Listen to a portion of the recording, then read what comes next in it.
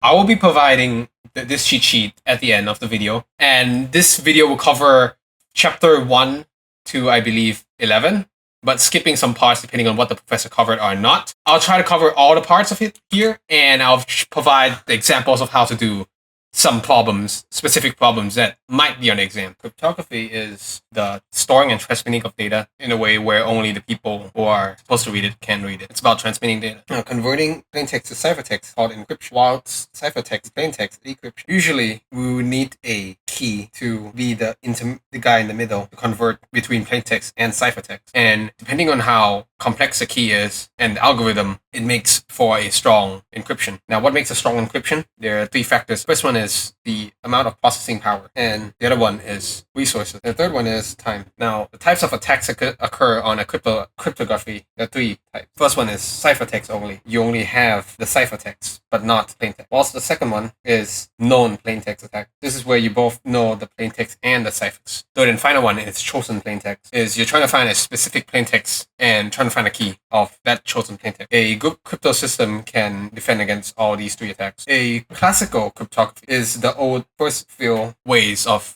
encrypting. It bases around using the same key or a symmetric key for encryption. The first type of classical cryptography is transposition cipher. Now, transposition cipher is the rearranging of letters, such as I have hello, and I only move the characters hello world. Instead of writing it horizontally, I have to write it vertically. Next one is substitution cipher. It's focused around the changing of characters. So having hello, an example would be Caesar cipher by shifting the letters according to the alphabet. Shifting the letters by 2 in the alphabet. So H becomes J, E becomes G, L becomes N, and O becomes Q. This is a substitution cipher. Another one is a cipher. It uses a sequence of keys to encipher it. And the final one is Playfair cipher, which there is an example. So in order to encrypt a Playfair cipher, first we must make a 5x5 grid containing the key and the alphabets. So first things first, we need to write the key in a 5x5 grid. Next, we have to make sure that there's no repeating character in the 5x5 grid. Once we finish writing our keys, we can fill in the rest with the alphabet. But make sure that they don't overlap. So A and B, C is repeated, so we skip D. E, so the use, so we go to F and G. Or one thing also to remember is in the alphabet, we are removing Q so that there is enough space for all the alphabets, the 5x5 grid. So N, O, P is already used, and then Q is already used, skipping to O. Now, once you have the grid, we need to pair up the plain text. So next, we pair up the plain text into pairs of 2. And if the final one, there shouldn't be any duplicates in pairs, and duplicates only in the pairs. And if the final one is odd, we add an X. Now, to begin the encryption, we have to look at the pairs of plain text and compare it to the 5x5 grid. N and E starts with N, ending with E. If the characters are not in the same row or column, we replace them with characters the opposite corners of the rectangle. So this is a rectangle between N and E. N starts with N, ends with E. So the opposite corner would be L and B. L starts at the bottom, ends at B. Same direction as the first one. So the first one would be L and B. Next is T and W. T and W is a rectangle. Starts with T, ends with W. So R to Y. Starts with T to W. Direction, same direction as T and W. So next, R and Y. Next is O and R. O and R. Now, if both characters are in the same row, we use the character to the right of the table. So O starts with O, ends with R. The encryption would be R and S. R and X is K and A. K, A. Starts with K, ends with M and P. J, N and D. N and D. Starts with N and with D. So it's J. Now, A and T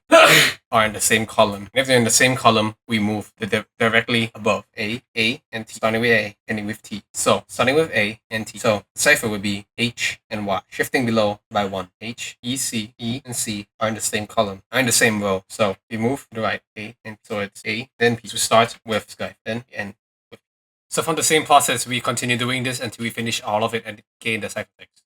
A secret key relies on using the same key for encryption. The strength of it is it's less computationally intensive, but the weakness is the key management is a lot, starting with electronic code block, or ECB. It's the easiest and fastest one, but not secure. The second one is cipher block chaining, or CBC. It uses XOR for the block ciphers and XORing the next. One mistake can cause the rest of the encryption to go wrong. Third one is cipher feedback, or CFB. Cipher feedback is a combination of both cipher block and stream block. The fourth one is output feedback, or OFB. It uses block cipher and tries to emulate a stream cipher. Output feedback tries to fix the cipher feedback. The last one is counter, or CTR. Instead of using a IV counter, it uses an IV counter to keep track of encryption, and there's no chaining. Data encryption standards, or DES, is a standard that combines transposition and substitution for encryption. It does not allow for a lot of encryption, and so advanced encryption standard was later developed to replace the first one. While we have data encryption standard, we also have simplified data encryption standard, or SDE, is used for only studying and experimental purposes only. An example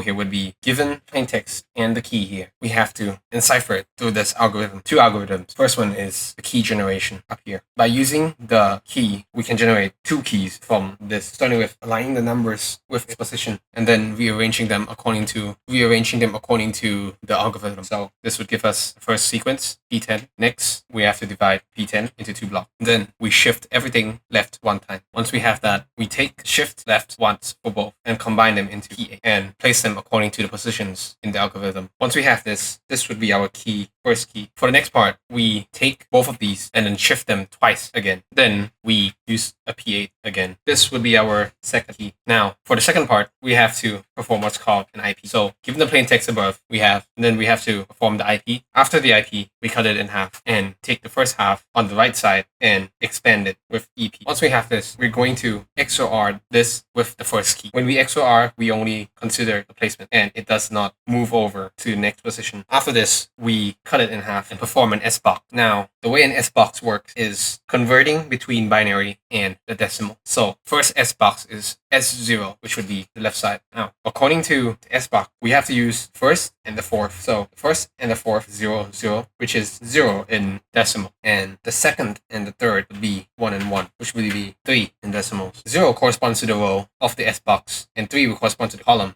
So, 0 would be this block, while 3 would be the column. And so, 2 would be the answer. So, 2 in decimals will be converted to 1 and 0 in binary. Next is S1. 0 and 1 is 1 and the fourth, which is 1. And 2 and 3 is 1 and 1, which is also 3. So, first one, third one. So, it's 3 in decimals and 1, 1 in binary. Combining these two, we get these. Next, we perform a P4. After we perform a P4, we have to take an XOR from the left side of the IP, which is that we XOR. After we have this, we will take 1, 0, 1, 0. So, we finished the IP, E, XOR, S-box, and the P, and XOR again. Now, we have 1, 0, 1, 0 here. And taking from the right side of the IP, which is 1, 0, 0, 1, we combine them, but switch places. So 1, 0, 0, 1 would be the left side, and 1, 0, 1, 0 would be the right side. And then we perform the same thing again, EP, XOR, second key, S-box, P4, XOR again, and then we do an inverse IP. Then we'll have the ciphertext for this algorithm. Now, hash is basically a checksum, and it's a one-way function that converts letters and checks whether they're correct or not. Types of hashes. There's message authentication code, or MAC, which is hash with a key. And there's 3 types of MAC. There's hash MAC or HMAC. There's CBC, cipher block chaining MAC, and there is cipher MAC or CMAC. CBC MAC is an improvement from HMAC, whilst CMAC is an improvement from CBC MAC. The final thing in hash is salt. Salt is a random string that prevents attacks such as the dictionary attack or the rainbow table, because the hashes aren't identical, and so making it difficult for hackers to match it. Now, public key uses different keys. In order to use different keys and preventing people from obtaining the same key, we need to focus this on key distribution. Now, a popular key distribution method is RSA. It's the standard for factoring large numbers into their prime factor. But the issue with public key distribution is that easily attacked by man in the middle.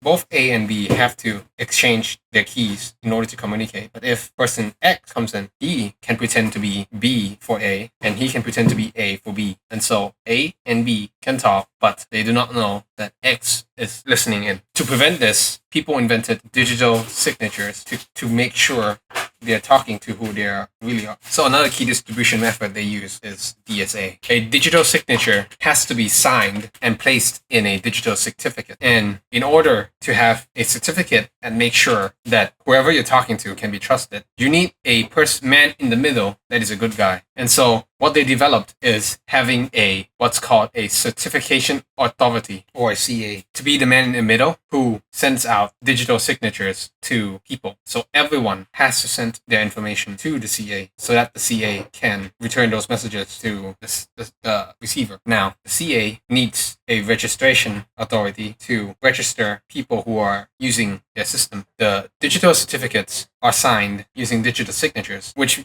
taking the checksum or the message digest and processing it into the digital signature, which converts it into the digital certificate, can give the CA a digital certificate to give to all of the people who's using it. Digital signature has the key, the private key of the CA. Now there's CAs. There are many factors in it, also known as the certificate hierarchy or the chain of trust, which makes a tree of CAs that can be trusted, can communicate with other CAs that can also be trusted, and the senders can talk past these people. Now, certificates can be revoked using the certification revocation request, which if that CA is no longer trusted, it can take away the certificate. There are two ways of doing it, as online and offline of revoking. First one is the certification revocation list, or the CRL, is by downloading the list of certificates that have been revoked, people can know if they are revoked or not. This, however, is not up to date and it's quite large to maintain. While online, there is what's called an online certificate status protocol, or OCSP, which is a real-time validation of the certificate, but it does not check the hierarchy. So it only checks the person that you are trying to check, doesn't check the entire tree. This is where SCVP comes in, or the simple certification validation protocol, which checks the entire chain of trust for percent, depending on your preference of checking. Now the final one, authentication, authorization,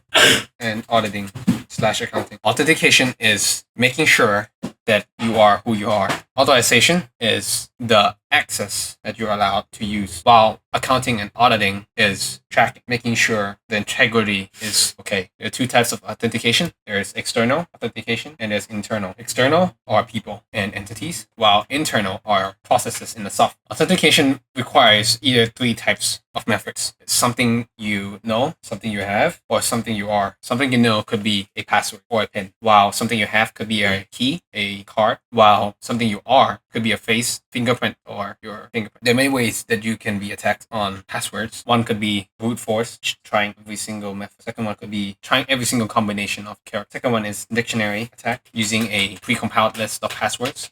Probable passwords. Probable passwords are educated guesses, while social engineering is manipulation of people give you a password. Now there are many layers of authentication. One is single factor authentication. Second is multi-factor authentication. Now, multi-factor authentication has two ways. There's two-factor authentication, and then there is two-step authentication. Two-step authentication requires two of any type of authentication. It could be a password and a PIN at the same time. But two-factor authentication must have two distinct ways of identifying yourself. It could be password plus your face. A single sign-on, or SSO. Single sign-on is a one-time authentication to access multiple resources. Authorization is knowing who and what are they allowed to use. There are many models in controlling the access. First one is discretionary access control, which only the owner has the permission to assign permission. Second one is mandatory access control. It's a central authority defining the policies. Role-based access control based on your Discord roles or the roles that you are assigned, depending on how many roles you have. Whilst attribute-based access control depends on the location or the time, such as being able to access the company's resources only from 9 to 5. So to monitor all of these things, they use what's called an access control list to see the permissions of each person. And to look from the perspective of the people and the objects, they use an access control matrix, which looks for the permissions of each individual on each object. So the column, the roles, are capability lists, whilst the column are the access control list of the objects. If A could only read on object 1, but he can read and write object 2 for his access control modules. Next is the security module. First one is Bell. This one focuses on confidentiality of data, while Biba focuses on the integrity of data. Now, both of these fall under the information flow control, information flow model. Next one is Clark and Wilson, focuses on the authorization for transaction. Both of these information flows prevents what's called a covert channel